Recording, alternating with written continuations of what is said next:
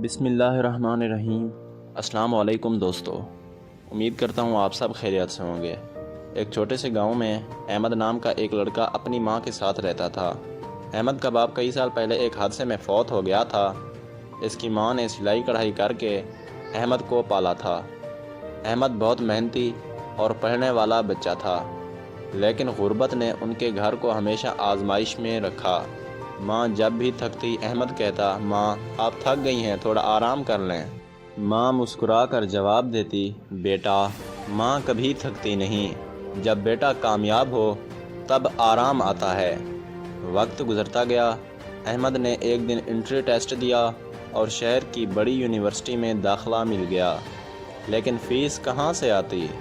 ماں نے اپنا زیور بیچ دیا اور احمد کو شہر بھیج دیا۔ جب احمد شہر گیا تو ماں کا ایک پرانا دوپٹہ اس کے بیگ میں رکھا ہوا تھا، جس پر احمد کی بچپن کی تصویر رکھی ہوئی تھی۔ احمد روز اس دوپٹے کو دیکھ کر پڑھتا اور خود سے وعدہ کرتا، ایک دن ماں کو سکون دوں گا۔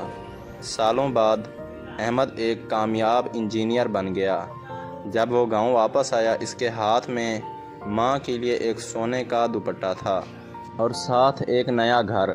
ماں نے پرانا دوپٹہ تھاما، آنکھوں سے آنسو نکلے اور صرف اتنا کہا، بیٹا یہ دوپٹہ سونے کا نہیں، تمہاری محنت کا ہے۔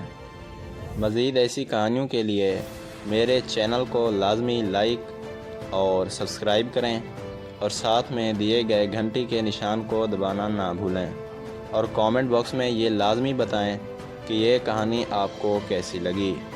شکریہ دوستو۔